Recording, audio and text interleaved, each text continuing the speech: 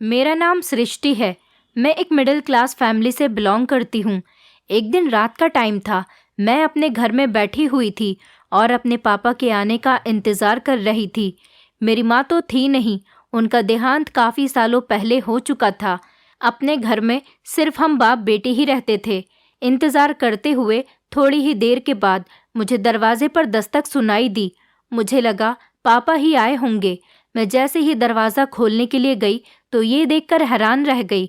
हमारे घर की नौकरानी संध्या वो बुरी तरह से रो रही थी, जबकि वो तो हमारे घर में काफ़ी सालों से काम कर रही थी। ना जाने आज वो क्यों रो रही थी और बहुत परेशान भी लग रही थी। इस नौकरानी को रखने की वजह ये थी कि मैं दिन के टाइम कॉलेज जाती थी और मुझे घर लौटते लौटते रात हो जाती थी। मैं रात के लगभग 8 बजे तक घर आती थी। इसी वजह से मैं घर में कोई काम नहीं कर पाती थी। संध्या को हमने घर के कामों पर रखा हुआ था, मगर आज मैंने देखा कि वो बहुत परेशान थी। रोते हुए हमारे घर के अंदर दाखिल हुई थी। मैंने उससे पूछा कि संध्या, क्या बात है, तुम क्यों रो रही हो? तो वो कहने लगी, सृष्टि मालकिन, मत पूछो मेरे साथ क्या हुआ है। मेरे साथ जो हुआ है वो आपको मैं बता नहीं सकती। मैं संध्या को देखकर दुखी हो गई थी। संध्या बहुत अच्छी लड़की थी और उसने पिछले 4 सालों से हमारे घर पर ईमानदारी से घर के सारे काम की जिम्मेदारी उठाई हुई थी। वो मेरी और पापा की बहुत सेवा करती थी और हमेशा वो मेरे काम आती थी। हर अच्छे बुरे हालात में उसने मेरा साथ दिया था और मदद की थी। और आज वो हमारा घर छोड़कर जाने की बात कर रही थी। कहने लगी, बड़े मालिक ने मुझे काम से निकाल दिया है। मैं उसकी ये बात सुनकर हैरान रह गई थी। पापा ने तो हमेशा संध्या को अपनी बेटी की तरह समझा था और कभी उसको किसी गलत काम पर डांटा तक नहीं था। मैंने उससे कहा कि ऐसा क्यों कहा पापा ने तुमसे? क्यों उन्होंने तुम्हें काम से निकाल दिया? कोई बात हुई है क्या? तुम मुझे बता सकती हो, मैं तुम्हारी मदद करूंगी। वो रोते हुए कहने लगी, संध्या मालकिन, मैं तो आपसे बस यही कहूंगी कि बड़े मालिक किसी गलत कामों में पड़ गए हैं। मैंने तो बस उनसे यही पूछा था कि आपने इस बर्तन में क्या रखा है। मैं सुबह सुबह काम करने के लिए यहाँ आई थी। आप कॉलेज गई हुई थी। आपके पापा ही घर पर थे। उन्होंने बर्तन में कोई अजीब सी चीज़ रखी हुई थी जिसे वो बड़े ध्यान से देख रहे थे। मैंने सोचा कि मैं सारे बर्तन धोकर ही यहाँ से जाऊंगी ताकि घर आकर आपको कोई काम ना करना पड़े। पर आपके पापा ने मुझे ज़ोर से धक्का दिया और कहने लगे कि आज के बाद तुम्हें हमारे घर पर काम करने आने की बिल्कुल भी ज़रूरत नहीं। तुम्हें जो भी करना था बस तुमने बहुत कर लिया। मैं कोई और नौकरानी रख लूँगा। मुझे उन्होंने कुछ कहने का मौका ही नहीं दिया। उन्होंने कहा कि मुझे सवाल जवाब करने वाले लोग बिल्कुल भी पसंद नहीं हैं। देखो मालकिन, आपके पापा ने तो मेरी इतने सालों की मेहनत भी नहीं देखी, बस अपना फैसला सुनाकर मुझे घर से निकाल दिया था। मैं संध्या की बात सुनकर हैरान रह गई थी कि भला पापा ऐसा कैसे कर सकते हैं। मुझे तो यकीन ही नहीं आ रहा था उसकी बात पर। और फिर मेरे पापा उस बर्तन के अंदर क्या लाए थे, ये बात तो मैं खुद भी नहीं जानती थी। इतनी सी बात की वजह से पापा ने आखिर संध्या को घर से बाहर निकाल दिया। ये बात बहुत हैरान कर देने वाली थी। मैं तो इस बात पर यकीन भी नहीं कर पा रही थी। मैंने सोचा कि मैं इस बारे में पापा से ही बात करूंगी कि आखिर उन्होंने ऐसा क्यों किया। अभी संध्या और मैं इस बारे में बातें कर ही रहे थे कि थोड़ी देर के बाद दरवाजे पर दोबारा से दस्तक हुई। मैंने देखा कि पापा आ गए थे। संध्या कहने लगी, मालकिन, मैं आपके कमरे में छुपकर कहीं बैठ जाती हूँ। आप बड़े मालिक से कह देना कि आपकी कोई दोस्त आई है। अगर उन्होंने मुझे यहाँ पर देख लिया तो वो मुझ पर बहुत गुस्सा करेंगे। मैं नहीं चाहती कि मैं अपनी वजह से उन्हें और ज़्यादा गुस्सा होते हुए देखूं। मैं बड़े मालिक की बहुत इज्जत करती हूँ, पर आप मेरी बात को याद रखना। आपके पापा ज़रूर आपसे कुछ छुपा रहे हैं और वो मुझसे भी कोई ज़रूरी बात छुपाना चाह रहे थे। वो नहीं चाहते थे कि ये बात किसी को भी पता चले और उनके काम में कोई दखलंदाजी करे। मुझे तो उनके काम से कोई मतलब नहीं है, लेकिन आप तो इस घर में ही रहती हो। देख लेना कि आपके पापा क्या करते हैं। उसकी ये बात सुनकर मैं बहुत हैरान हो गई थी। फिर मैं दरवाज़ा खोलने के लिए चली गई। मैंने दरवाज़ा खोला तो पापा घर के अंदर आ चुके थे। वो मेरे कमरे की तरफ जा रहे थे। मैंने उन्हें कहा कि पापा, मेरी एक दोस्त आई है। वो मेरे रूम में बैठी हुई है। मैं उसके और अपने लिए चाय बना देती हूँ। पापा के हाथ में दूध की थैली देखकर जब मैंने ये बात कही तो पापा बात को गोल गोल करने लगे और इधर उधर देखने लगे। मेरी तरफ देखकर कहने लगे कि नहीं बेटी, मुझे चाय की ज़रूरत नहीं है, मैं होटल से पीकर आया हूँ, तुम अपने लिए और अपनी दोस्त के लिए बनाकर पी लो। मैं कुछ नहीं खाऊंगा, मेरा पेट तो फूल रहा है। मैंने पापा से कहा, लेकिन पापा आप ये दूध की थैली मुझे दे दीजिए, मैं दूध उबाल कर अपनी और अपनी फ्रेंड के लिए चाय बना लेती हूँ। पापा ये बात सुनते ही बहुत घबरा गए। कहने लगे, नहीं बेटी, ये दूध चाय बनाने के लिए नहीं है, ये दूध ज़्यादा अच्छा नहीं है। मैं ऐसा करता हूँ कि बाज़ार से जाकर तुम्हारे लिए अच्छा वाला दूध लेकर आ जाता हूँ, तुम उस दूध की चाय बना लेना। पापा की घबराहट देखकर मुझे बड़ा अजीब सा लगा था। ये कोई ऐसी बात तो नहीं थी जिसमें पापा को इतना घबराना पड़ रहा था। बुरा तो मुझे बहुत लग रहा था और अजीब भी लगने लगा था कि पापा मुझे इस दूध से चाय बनाने के लिए मना क्यों कर रहे हैं। खराब दूध का आखिर वो क्या करेंगे, ये एक अजीब बात थी। और अगर ये दूध चाय बनाने के लिए नहीं था तो फिर ये दूध वो घर में क्यों लेकर आए थे। पापा कहने लगे, इस वाले दूध को फ्रिज में रख दो, मैं जाकर बाजार से तुम्हारे लिए दूसरा दूध लेकर आता हूँ। मुझे पापा की ये बात बहुत अजीब सी लग रही थी, लेकिन मैंने उस दूध की थैली को लेकर फ्रिज में रख दिया था। ये दूध बड़ी ही मजबूत सी थैली में था। फिलहाल मैंने उसको फ्रिज में रख दिया था और मैं वापस संध्या के पास अपने कमरे में आ गई थी। कमरे में आकर देखा तो संध्या अभी भी छुपी हुई बैठी थी।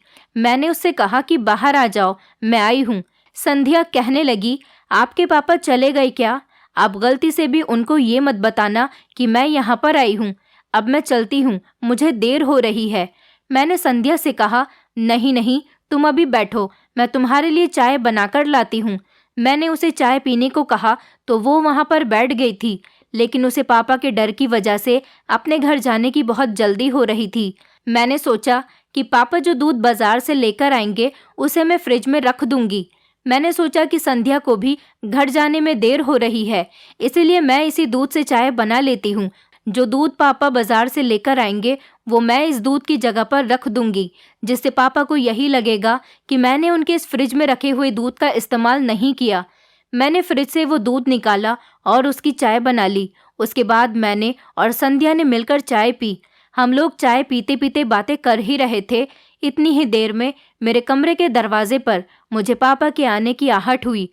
उसके बाद पापा ने दरवाजे पर जोर जोर से दस्तक देना शुरू कर दिया। पापा इतनी जोर जोर से दरवाज़ा बजा रहे थे कि मैं चौंक गई थी। ऐसा लग रहा था जैसे वो बहुत ज़्यादा गुस्से में थे। मुझे भी हैरत हुई थी कि पापा इतने गुस्से में क्यों हैं। जैसे ही मैंने अपने कमरे का दरवाज़ा खोला, पापा के हाथ में दूध की थैली थी। मैंने पापा से कहा कि पापा, मैंने तो चाय बना ली है और मेरी फ्रेंड चाय पीकर चली भी गई। मैं दरवाजे पर ही खड़ी हुई पापा से बातें कर रही थी। मैं नहीं चाहती थी कि पापा को संध्या के बारे में पता चले कि वो अभी भी हमारे घर पर ही मौजूद है, क्योंकि वो बेचारी खुद भी बहुत डरी सहमी हुई थी। ये सुनते ही पापा को और भी ज़्यादा गुस्सा आ गया। वो गुस्से में लाल पीले होने लगे। कहने लगे कि मैंने तुम्हें मना किया था ना, इस दूध से चाय नहीं बनानी है, फिर तुमने ऐसा क्यों किया? मैं तुम्हारे लिए बाजार से दूसरा दूध लेने के लिए गया तो था, तुम्हें उसकी चाय बनानी नहीं चाहिए थी। तुमसे इतनी देर का सब्र भी नहीं हुआ और तुमने चाय बनाकर पी भी ली। मैं तुम्हें एक बात बार बार समझाता हूँ तो तुम उस पर ध्यान क्यों नहीं देती हो? तुम्हें अपने माता पिता की बात एक बार में समझ नहीं आती है क्या? ये बातें सुनकर मेरा दिल तो दहल कर रह गया था। मैं सोच भी नहीं सकती थी कि मेरे पापा इतने भी ज़्यादा गुस्से में आ सकते हैं। मुझे उनसे इस तरह के गुस्से की उम्मीद बिल्कुल भी नहीं थी। आज पहली बार पापा ने मुझ पर इतना ज़्यादा गुस्सा किया था। पापा इतनी छोटी सी बात पर इतना ज़्यादा नाराज़ हो रहे थे कि उन्होंने सारे घर में हंगामा मचा दिया था। कहने लगे कि तुमने मेरा बहुत बड़ा नुकसान कर दिया है। मैं सोच भी नहीं सकता था कि तुम मेरा कहना ना मानने वाली बेटी निकलोगी। पापा का पागलपन देखकर मुझे बहुत ज़्यादा हैरत भी होने लगी थी और मैं परेशान भी हो गई थी। जब पापा हंगामा काट के थोड़े शांत हुए और अपने कमरे में चले गए तो मैंने जल्दी से मौका देखकर संध्या को घर के दरवाजे से निकाल दिया, क्योंकि वो भी पापा के गुस्से को बर्दाश्त नहीं कर सकती थी। मैं भी परेशान हो गई थी, लेकिन सोचा कि शायद पापा का ऑफिस में दिन अच्छा नहीं गुजरा होगा, इसी वजह से पापा इतनी ज़्यादा गुस्से में हैं। मैं चुपचाप अपने कमरे में आ गई थी। मैंने सोच रखा था कि मैं थोड़ा बहुत नाराज़गी का इजहार करूंगी तो पापा ज़रूर मुझे मनाने के लिए आएंगे। इसी वजह से मैं अपने कमरे में चली गई थी, मगर पापा ने तो मुझे मनाने की बिल्कुल भी कोशिश नहीं की थी। पापा तो ऊपर अपने पोर्शन में चले गए थे। मैं अपने कमरे की खिड़की से सीढ़ियों पर नजरें टिकाई हुई बैठी थी। मेरे कमरे के दरवाजे के आगे एक खिड़की लगी हुई थी, उससे हमारे घर की ऊपर जाने वाली सीढ़ियां साफ नजर आती थीं। तभी अचानक मुझे ऐसा लगा जैसे ऊपर सफेद रंग के कपड़ों में कोई औरत है जो कि सीढ़ियों से ऊपर की तरफ जा रही है। पहले मुझे लगा कि शायद मेरा वहम होगा, लेकिन पर ऐसा नहीं था। मैंने देखा कि उस औरत के बाद में मुझे एक औरत और नजर आई। ये देखकर मेरे कान खड़े हो गए थे कि आखिर औरतों का ऊपर क्या काम है और ये औरतें हमारे घर में क्या कर रही हैं। ये तो सच में ही ऊपर जा रही थी। मैं कमरे से बाहर आ गई।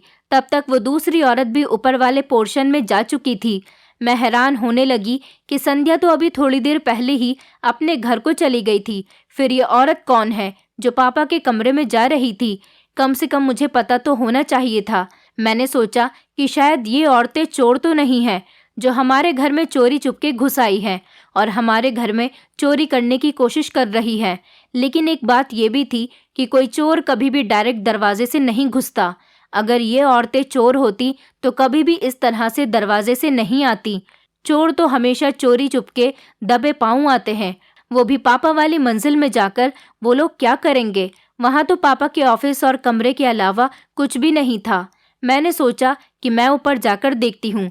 जैसे ही मैं ऊपर वाले पोर्शन में गई तो मुझे पापा के कमरे की तरफ से एक औरत के बोलने की आवाज़ आने लगी थी।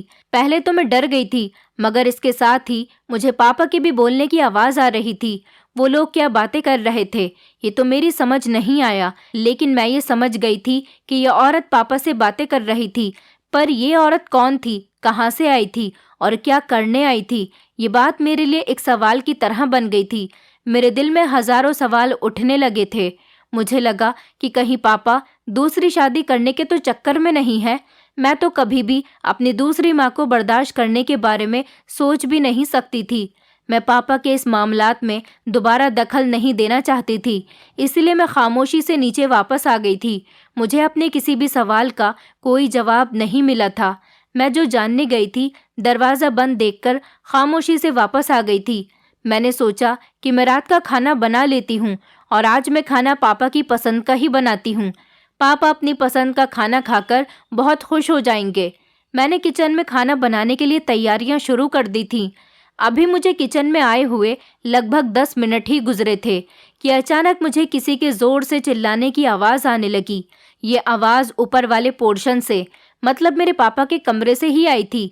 मैं परेशान हो गई थी कि ये चिल्लाने की आवाज़ें तो किसी औरत की ही हैं। उस औरत का तो पता नहीं वो औरत कौन थी, लेकिन जो चिल्लाने की आवाज़ आई थी वो एक लड़की की ही थी। इस तरह लड़की की चीखें सुनकर मैं भी परेशान हो गई थी कि पापा के कमरे से लड़की के चिल्लाने की आवाज़ें आने का क्या मतलब बनता है। मैं फ़ौरन ही अपना काम छोड़कर ऊपर वाले पोर्शन की तरफ भागी थी। ऊपर गई तो देखा कि पापा के कमरे में लॉक लगा हुआ था। इसका मतलब ये था कि पापा के कमरे का दरवाज़ा अंदर से भी बंद था और बाहर से भी बंद था। पापा तो मुझे यहाँ पर कहीं भी नज़र नहीं आ रहे थे।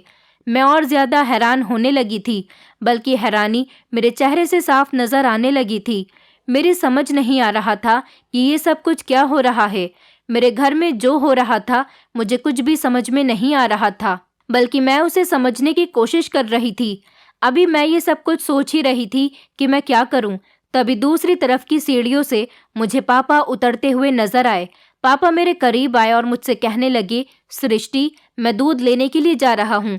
तुम तब तक खाना तैयार करो, उसके बाद अच्छी सी चाय बनाना और हम दोनों बाप बेटी साथ बैठकर पियेंगे।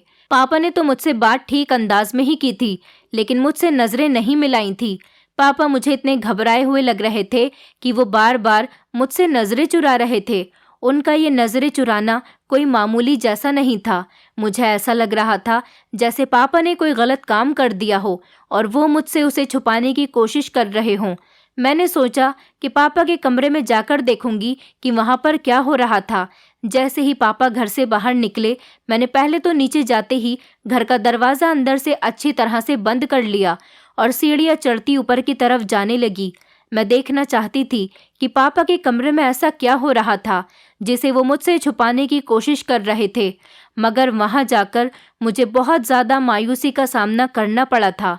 मैंने देखा कि पापा ने अपने कमरे को ताला तो लगा ही दिया था, बल्कि साथ साथ उन्होंने खिड़की के अंदर भी झांकने का रास्ता बंद कर दिया था। इस घर में मेरे और पापा के अलावा कोई दूसरा तो नहीं रहता था। इसका मतलब यही था कि पापा मुझसे ही कुछ छुपाने की कोशिश कर रहे थे। पापा ने आज से पहले कभी अपने कमरे को ताला नहीं लगाया था, पर आज ये कमरा बंद था और खिड़की पर भी अंदर से पर्दा लगा हुआ था कि जैसे यहाँ कोई भी नहीं रहता। मैंने देखा कि दरवाजे को अच्छी तरह से ताला लगाया गया था। मैंने सोचा कि चलो मेरे पास एक और रास्ता है। मैं घर के दूसरे दरवाजे से सीढ़ी लगाकर तो पापा के कमरे में झांक सकती हूँ, क्योंकि दूसरी तरफ जो खिड़की खुलती थी वो मेरे पापा के कमरे में थी। मैंने ऐसा ही किया। मैंने एक लकड़ी की सीढ़ी ली और अपने घर के पीछे की साइड पर लगा दी। दूसरी वाली मंजिल ज्यादा ऊंची नहीं थी, इसीलिए मैं सीढ़ी पर खड़े होकर पापा के कमरे से बाहर निकलने वाली खिड़की में आसानी से झांक सकती थी। लेकिन मेरी इतनी मेहनत भी बेकार रही। वैसे तो खिड़की शीशे की ही थी, लेकिन मैं अंदर कुछ नहीं देख सकी, क्योंकि अंदर से भी पर्दा लगा हुआ था। अगर पर्दा नहीं होता तो मैं ये देख लेती कि अंदर क्या हो रहा है और वो औरतें अंदर क्या कर रही हैं। मुझे बड़ी परेशानी हुई थी कि पापा ने तो हर तरफ से कमरे के अंदर झांकने का रास्ता बंद कर दिया था। बात बड़ी ही अजीब सी थी। मुझे अब संध्या की बात सच लगने लगी थी। पहले जब उसने मुझसे कहा था कि तुम्हारे पापा तुमसे कुछ छुपा रहे हैं, तो मुझे उसकी बात पर यकीन नहीं आया था। पर अब मैं संध्या की बात पर पूरी तरह से यकीन कर चुकी थी, क्योंकि पापा न सिर्फ मुझसे बहुत सारी बातें छुपा रहे थे, बल्कि खुद भी घबराए हुए से लग रहे थे। फिलहाल मैं नीचे आ गई थी। मैंने नीचे आकर किचन में अपना खाना बनाना शुरू कर दिया था। थोड़ी देर के बाद पापा घर पर आ गए थे। उन्होंने अपने हाथ में एक थैला पकड़ा हुआ था। उनके पास उस थैले में 2 दूध की थैलियां मौजूद थीं। एक पापा ने मुझे चाय बनाने के लिए दी और दूसरी थैली को कहने लगे कि इस वाली को बिल्कुल अलग रख देना, इस थैली को फ्रिज में रख देना और दूसरी वाली की चाय बना लेना। दोनों दूध अलग अलग हैं। पापा तो बाहर से इतना ढेर सारा दूध लेकर आए थे जैसे मुझे इस दूध की खीर बनानी हो।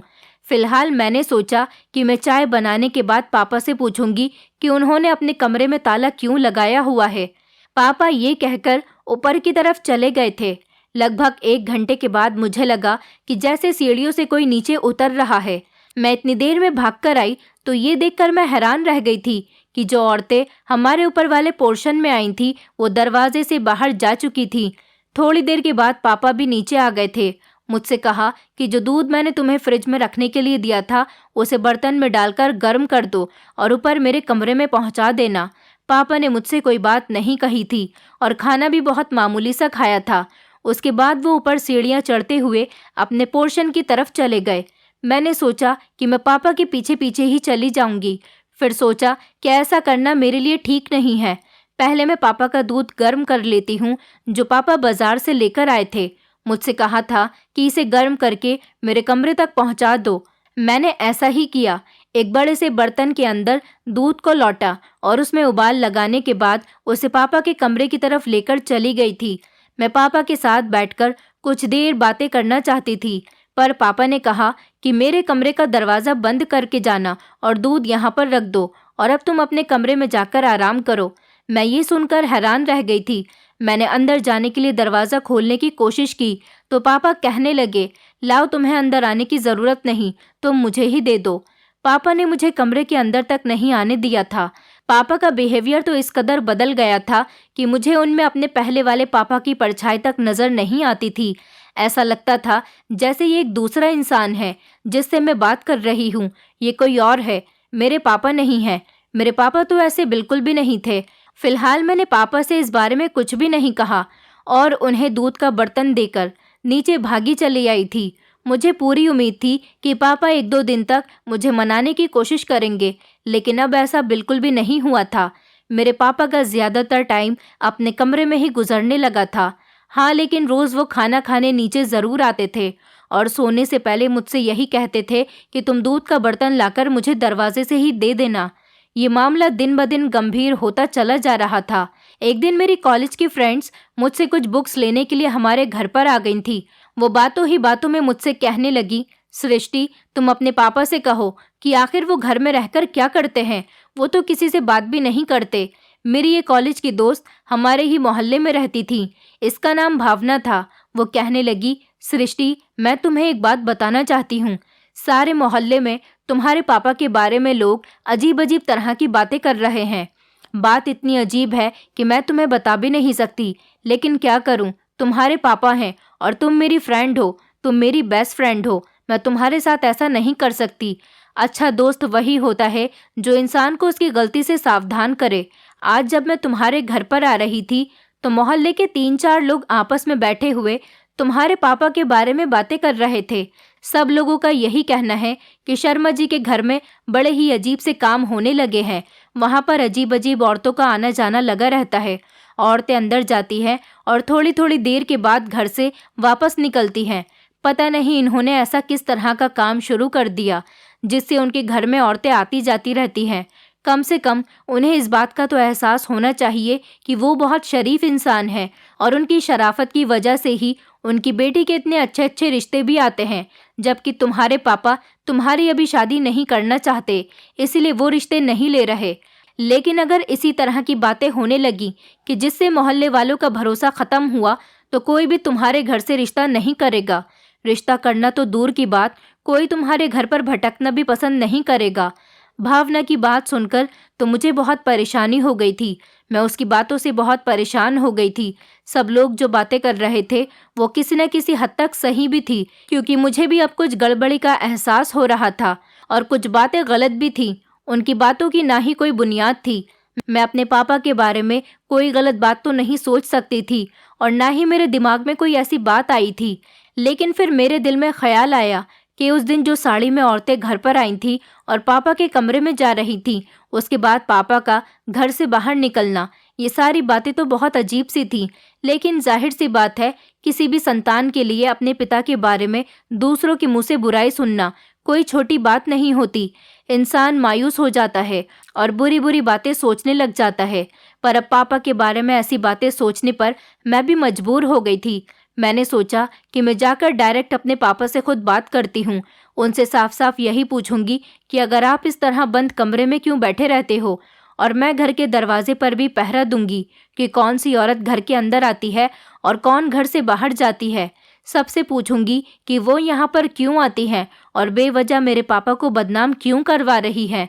मेरे पापा तो बहुत ईमानदार और नेक इंसान थे। मेरे पापा बहुत शरीफ हैं। इस पूरे मोहल्ले में उनकी बहुत इज्जत है और मोहल्ले के सारे लोग ही मेरे पापा की बहुत इज्जत करते हैं। कभी मेरे पापा ने किसी से ऊंची आवाज़ तक में बात नहीं की थी। फिर वो ऐसा कैसे कर सकते थे कि किसी औरत के साथ उनका कोई संबंध होता। मैंने अपनी फ्रेंड के जाने के बाद पापा से सीधा सीधा बात करने के बारे में सोच लिया था और मैं उनसे बात करने के लिए चली गई थी। पापा ने मुझे अपने कमरे में तो नहीं आने दिया था, पर मेरे आने की आहट सुनकर वो कमरे से बाहर आ गए थे। मैंने कहा, पापा, ये आपने अपनी कैसी बदनामी करवाई हुई है। हर कोई आपके बारे में गलत गलत बातें कर रहा है। लोग कहते हैं कि यहाँ पर रंग बिरंगी औरतें आती हैं और आपने भी कमरे का दरवाज़ा इतने दिनों से बंद कर रखा है। आप एक घर में रहते हुए भी मुझसे बात तक नहीं करते हो। मैं आपकी इकलौती बेटी हूँ। आपको इस बात का एहसास होना चाहिए। शायद आपको मेरी फिक्र ही नहीं है। मेरी बात सुनते ही पापा मुस्कुरा उठे और कहने लगे, बेटी, तुम्हें किसी भी बात की फिक्र करने की ज़रूरत नहीं है। मैं तुम्हारी शादी में इन सब लोगों को हैरान कर दूंगा। किसी की इतनी हिम्मत ही नहीं होगी कि मेरी बेटी के बारे में कोई ऐसी बात करे। मैंने कहा, पापा, वो तो ठीक है, लेकिन आप तो ऐसी वैसी बातें नहीं करेंगे। लोग हमारे बारे में क्या सोचेंगे? लोग तो यही कहते हैं कि हमारे घर में रंग बिरंगी औरतों का आना जाना है। उस दिन भी मैंने एक औरत को ऊपर आपके कमरे में जाते हुए देखा था। मुझे खुद भी अजीब सा लगा था। पापा, मैं आपके बारे में किसी से भी कोई गलत बात सुनकर उसे बर्दाश्त नहीं कर सकती और मैं खुद भी आपके बारे में कुछ गलत नहीं सोच सकती। लेकिन जो सच और हकीकत मुझे अपनी आंखों के सामने नजर आती है, मैं उस पर अपनी आंखें भी तो बंद नहीं कर सकती हूँ ना। आप ही देखिए पापा कि ये सब कुछ क्या हो रहा है। आपने कभी सोचा है कि इस घर में आपकी एक बेटी भी रहती है? आपकी इन हरकतों की वजह से मोहल्ले वाले मुझसे भी नफरत करने लगेंगे। मुझसे कोई बात तक करना पसंद नहीं करेगा। पापा, आपने तो अपनी जिंदगी गुजार ली है, अब आप मेरी जिंदगी के बारे में सोचिए। आप मेरी जिंदगी को क्यों नर्क बना रहे हैं? ये बात सुनने के बाद मेरे पापा कुछ परेशान से हो गए थे और कहने लगे कि ठीक है बेटी, आइंदा से मैं तुम्हारे लिए किसी तरह की परेशानी की वजह नहीं बनूंगा। मैं तुम्हारी ये सारी शिकायतें दूर कर दूंगा। पापा ने इतनी मासूमियत से मुझसे ये बात कही थी कि मुझे उनकी बात कुछ भी समझ नहीं आ रही थी। पापा कैसे मेरी शिकायत को दूर कर सकते हैं? उन्होंने ये हरगिज नहीं बताया था, बस ये कहा था कि मैं तुम्हारी शिकायतों को दूर कर दूंगा। मैंने पापा से ये तो पूछा था कि पापा, इस सब का क्या मतलब है? पापा ने कहा कि इस बारे में तो मुझे नहीं पता, तुम अभी यहाँ से चली जाओ। मैं अपने किसी काम में बिजी हूँ, इसलिए बेहतर यही होगा हम इस बारे में और ज्यादा बहस न करें। इस बारे में हम कल बात करते हैं। जाओ, तुम भी जाकर आराम करो। ये कहकर फिर से पापा ने अपने कमरे का दरवाजा बंद कर दिया। मुझे पूरे मोहल्ले की बातें अब सच लगने लगी थी। ये बात तो बिल्कुल सही थी। जो लोग पापा के बारे में कर रहे थे वो ठीक ही कह रहे थे। अगर पापा के दिल में कोई चोर नहीं होता तो वो ऐसे कमरे का दरवाजा बंद नहीं करते, पर उन्होंने तो मेरे मुंह पर ही कमरे का दरवाजा बंद कर दिया था। लगता था कि उनके दिल में भी चोर है। मैंने सोच लिया था कि अब मैं पापा से इस बारे में कोई बात नहीं करूंगी और ये पता लगाने की कोशिश करूंगी कि कौन सी औरतें यहाँ पर आती हैं। अगर कुछ भी गड़बड़ निकली तो मैं उन औरतों की जान ले लूंगी और वो दोबारा मेरे घर में आई तो मैं उनसे सीधे तरीके से बात नहीं करूंगी। जबकि वो औरतें तो मुझसे बातें कब करती थीं? वो तो बस इसी तरह बिना पूछे घर में दाखिल होती थीं और फिर बिना पूछे ही हमारे घर से चली जाती थीं। मैं तो आज तक इनमें से किसी औरत का चेहरा भी ठीक से नहीं देख पाई थी। मैंने दिल में ठान लिया था कि अब की बार जो औरत घर पर आएगी उनसे खूब बदतमीजी करूंगी और उनसे कहूंगी कि मेरे घर इस तरह मुंह उठाकर आने की कोई ज़रूरत नहीं है, क्योंकि मोहल्ले में हमारी भी कोई इज्जत है। हमारी इज्जत को इस तरह से बर्बाद करना अच्छी बात नहीं। मगर पापा ने तो अपना फैसला मुझे अगले दिन ही सुना दिया था। वो मेरे पास आकर मुझसे कहने लगे कि तुम्हें परेशान होने की ज़रूरत नहीं, मैं अब यहाँ से वैसे भी जा रहा हूँ। मैं रात के टाइम पर ही आया करूँगा। दिन के टाइम के लिए मैंने एक दुकान किराए पर ले ली है, मैं वहीं पर बैठा करूँगा। मैंने पापा से कहा, लेकिन पापा, आपकी दुकान किस चीज़ की है? मुझे तो कुछ बताइए। आप बेवजह तो अपनी बेटी से इस तरह कुछ नहीं छुपा सकते। कल को आपकी बेटी के रिश्ते आएंगे, शादी होगी तो क्या होगा? आपने तो सारी जिंदगी बस अपने बारे में ही सोचा है। एक बार मेरे बारे में भी तो सोचिए पापा, इसमें मेरा क्या कसूर है? मगर पापा ने मेरी किसी भी बात के बारे में कुछ नहीं सोचा था। उन्होंने मेरी किसी बात का जवाब नहीं दिया। पापा को जो करना था उन्होंने वही कर लिया। तो उन्होंने घर से निकलकर दूसरे मोहल्ले में ही एक दुकान किराए पर ले ली थी। ये दुकान पहले तो एक किराना स्टोर थी, पर पापा ने दुकान को अंदर से खाली करवा लिया था। पता नहीं इस दुकान में पापा किस चीज़ की बिक्री करने वाले थे, लेकिन फिलहाल तो उनके पास ऐसा कोई माल भी नहीं था जो वो अपनी दुकान में बेच सकते। 2 ही दिन बाद पापा ने अपना सामान भी दुकान में शिफ्ट कर लिया था। एक सिंगल बेड, टेबल, कुर्सी और अपनी कुछ बुक्स वगैरह और कुछ ज़रूरत का सामान। मैंने पापा से कहा कि मैं आपकी दुकान पर आऊँगी, मुझे भी देखना है कि आप अपनी दुकान में क्या काम कर रहे हो और आप किस चीज़ की बिक्री कर रहे हो। पापा ने मुझे सख्ती से मना कर दिया। वो कहने लगे कि तुम हरगिज़ मेरी दुकान में नहीं आ सकती। मेरी दुकान में सिर्फ औरतें आ सकती हैं या फिर वो औरतें जिन्हें मेरी ज़रूरत होगी। मुझे पापा की इन बातों पर गुस्सा आने लगा था, लेकिन मैं पापा से अब पहले की तरह बहस नहीं करती थी, क्योंकि मैं जान गई थी कि जैसे जैसे मैं पापा पर गुस्सा करती हूँ वैसे वैसे ही वो मुझसे दूर होते चले जा रहे हैं। अब तो वो घर से भी निकल गए थे। अब पूरे मोहल्ले में पापा की शराफत भी फैल गई थी। बहुत सारी औरतें थीं जो कि पापा के पास जाती थीं, लेकिन जब भी मैं किसी औरत से पूछती कि तुम पापा के पास क्या लेने जाती हो, आखिर तुम्हारा मेरे पापा से क्या काम होता है, तो वो कोई भी मुझे ढंग से जवाब नहीं देती थी। मैं अगर उनसे पूछ लेती तो वो यही कहती कि तुम्हारे पापा ने हमें तुमसे इस बारे में बताने के लिए मना किया हुआ है, इसलिए बेहतर यही होगा कि तुम अपने काम से काम रखो। मुझे इस औरत की इस बात पर बहुत गुस्सा आया था। दुकान मेरे पापा की थी और पापा भी मेरे ही थे, जबकि अपने पापा के बिजनेस के बारे में मुझे कुछ नहीं पता था। भला इससे ज़्यादा परेशानी वाली बात और क्या हो सकती थी? एक दिन मेरी फ्रेंड भावना मुझसे कहने लगी, तुम्हें इतना परेशान होने की कोई ज़रूरत नहीं है और ना ही तुम्हें इन औरतों की मिन्नतें करने की ज़रूरत है। तुम खुद भी तो एक शादीशुदा औरत का रूप धारण करके अपने पापा की दुकान पर जा सकती हो। तुम्हें खुद पता चल जाएगा कि तुम्हारे पापा वहाँ पर क्या करते हैं। मैं अपनी फ्रेंड की ये बात सुनकर इम्प्रेस हुई थी और हैरान भी हो गई थी कि ये आइडिया मेरे दिमाग में पहले क्यों नहीं आया। मुझे अब ऐसा ही करना था। मैंने अपनी फ्रेंड से कहा कि वो मुझे अपनी मम्मी की कोई साड़ी लाकर दे दे जिसको पहनकर मैं अपने पापा के पास जा सकूं।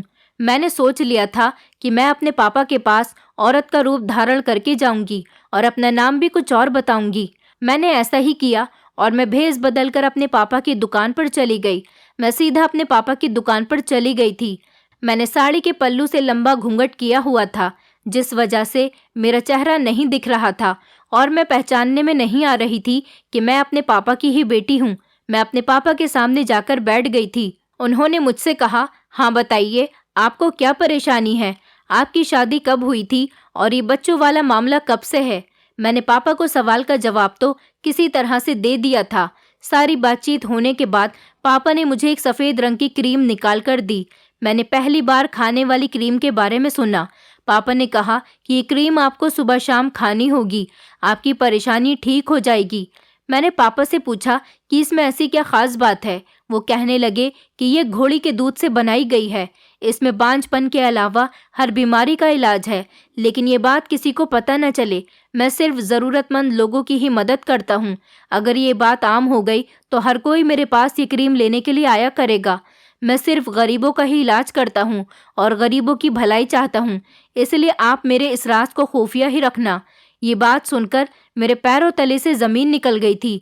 इसका मतलब ये था कि पापा ये काम कर रहे थे। मैं तो पता नहीं पापा के बारे में क्या क्या समझ रही थी। मैंने तो पापा पर बहुत ही शक किया था। इस टाइम मुझे एहसास हुआ कि मेरे पापा ने ज़िंदगी में कोई गलत काम नहीं किया था। तभी तो मुझे हैरत हुई थी कि मोहल्ले की औरतें पापा के खिलाफ नहीं बोलती थीं। मर्द ही थे जो उनके बारे में गलत गलत बातें कर रहे थे। मेरे पापा बुरे होते तो मर्द भी और औरतें भी दोनों ही उनके खिलाफ होते, लेकिन ऐसा नहीं था। हर इंसान पापा की कदर करता था, खास करके औरतें। इस वक्त मैं अपने ही घर वापस आ गई थी। मैंने भगवान का शुक्रिया अदा किया कि कहीं मैं अपने पापा के खिलाफ पुलिस थाने में नहीं पहुंची थी, क्योंकि मैं तो उन्हें बहुत बड़ा मुजरिम समझने लगी थी। मुझे नहीं पता था कि मेरे पापा गरीब लोगों की भलाई कर रहे थे और उन औरतों का इलाज कर रहे थे जो बेचारी बच्चा पैदा करने के काबिल नहीं थी। दरअसल मेरे पापा घोड़ी के दूध से एक स्पेशल क्रीम बना रहे थे, जिसको खाने से बांझ औरतों के अंदर बच्चा पैदा करने की ताकत आ जाती थी। उन औरतों ने मुझे पिता और बेटी के रिश्ते की शर्म की वजह से ये बात नहीं बताई थी। मुझे अच्छी तरह से ये बात समझ आ गई थी कि मेरे पापा गलत नहीं हैं और ना ही वो कोई गलत काम कर रहे हैं। अब मैंने अपने पापा को रोकना टोकना बिल्कुल बंद कर दिया है और मैं उनके साथ बहुत खुश हूँ। मैंने लोगों की बातों पर ध्यान देना भी बंद कर दिया, बल्कि कुछ औरतें तो मेरे पापा को बहुत सी दुआएं भी देती हैं। दोस्तों, उम्मीद करती हूँ आपको हमारी कहानी पसंद आई होगी। कहानी पसंद आई है तो वीडियो को लाइक करें, चैनल पर नए हैं तो चैनल को सब्सक्राइब करें और हाँ, नोटिफिकेशन बेल को ज़रूर दबाएं ताकि अगली अपडेट सबसे पहले आपको मिले।